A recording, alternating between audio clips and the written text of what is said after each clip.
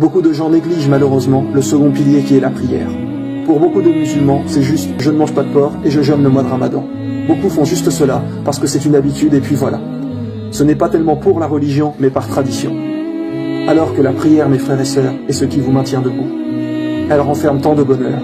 Quand on prie avec crainte d'Allah et espoir de sa miséricorde, il y a un véritable bien-être lors de la prière. Saviez-vous qu'au jour du jugement, la toute première chose qui vous sera demandée sera la prière? Avez-vous prié? Alors voulez-vous commencer votre jugement correctement ou voulez-vous déjà débuter avec un manque plus que crucial?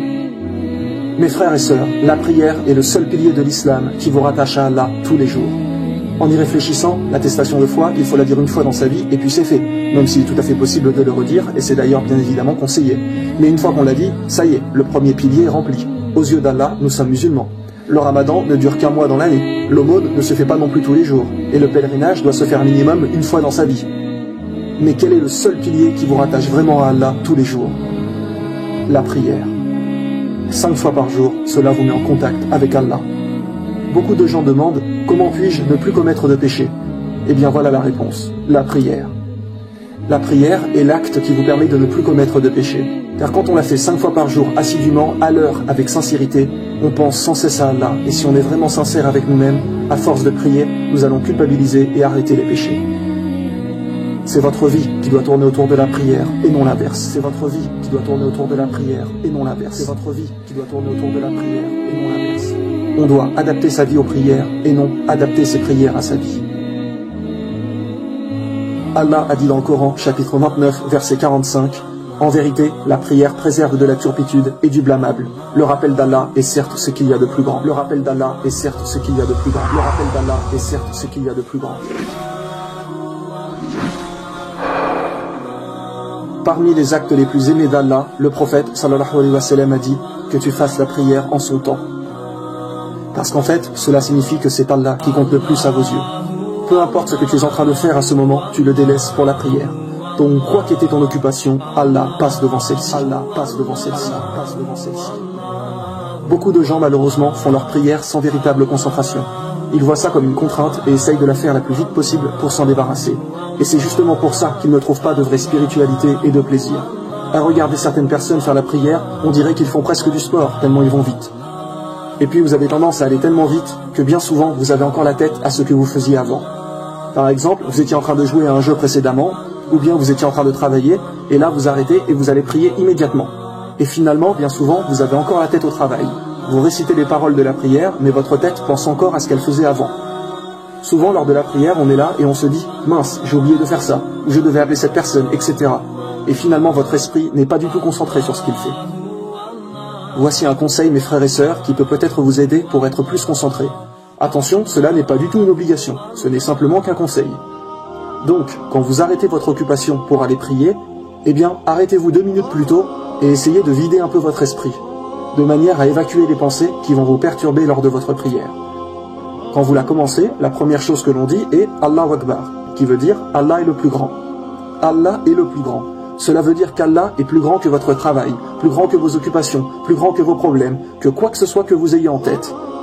Donc ça y est, à partir de maintenant, vous êtes dans votre prière. Vous devez faire abstraction de tout ce qu'il y a autour de vous, comme si vous rentriez un peu dans une sphère invisible qui vous écarte du monde actuel. Et une fois votre prière finie, vous vous rebranchez et revenez à votre vie. Mais pendant ces 5 minutes de prière, il n'y a plus que vous et Allah. Il n'y a plus que vous et Allah. Essayez également au maximum quand vous priez de vous isoler. Fermez la porte de la pièce de manière à ne pas être gêné par les bruits extérieurs, etc. Car quand la concentration est vraiment là, la prière prend un tout autre aspect et devient vraiment incroyable. Vous ressentirez que vous réalisez vraiment votre devoir envers Allah, et vous aurez une réelle satisfaction d'avoir accompli cela. C'est une quiétude pour l'esprit. Et sincèrement, une prière ne dure que 5 minutes, alors soyons concentrés, au moins ces 5 minutes. Allah ne mérite-t-il pas cela? Malheureusement aussi, beaucoup de gens ne font pas trop leur prière à l'heure et se retrouvent le soir à devoir faire les 5 prières en même temps. Alors forcément, avec la fatigue, vous n'avez aucune motivation et vous allez bâcler vos prières. Et comment voulez-vous apprécier après? Vous allez avoir l'impression que celle-ci est une véritable contrainte. Et au fil du temps, vous risquez de ne plus supporter et de délaisser la prière. Si vous en avez la volonté, n'hésitez pas également à faire des prières supplémentaires. Car au jour du jugement, Allah demandera aux serviteurs « Voyons les prières supplémentaires ». et celles-ci rattraperont peut-être les prières obligatoires qui ont été négligées et faites rapidement. Donc, tout acte supplémentaire, cachez-le. Que ce soit une aumône, aider quelqu'un, une prière, ne le dites à personne. Ne vous vantez surtout pas. Le musulman pieux est quelqu'un de humble qui n'a pas d'orgueil et de fierté dans le cœur. Faites vos actions pour Allah et uniquement pour lui. Mes frères et sœurs, qui était la meilleure personne pour nous donner un conseil en religion? C'était bien évidemment le prophète, sallallahu alayhi wa sallam, car c'est lui qui a reçu la révélation. Et le prophète nous a bien dit: je vous en conjure, ne délaissez pas la prière. Je vous en conjure, ne délaissez pas la prière. Je vous en conjure, ne délaissez pas la prière.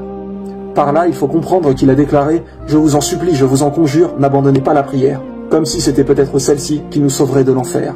Car comme il a été dit, la prière est le seul pilier qui tous les jours nous relie à Allah.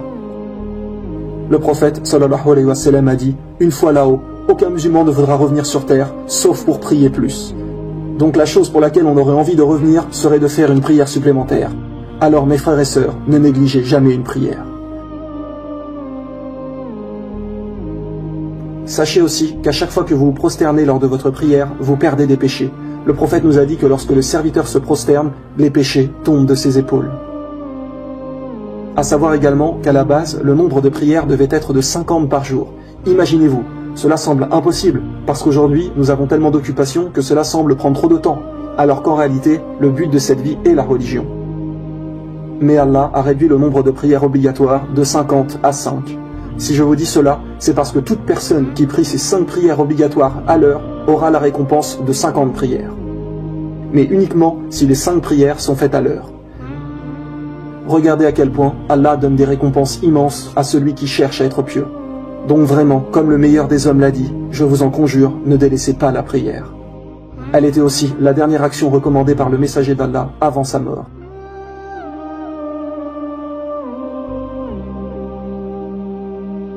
Il y a 2 choses de difficiles dans la religion.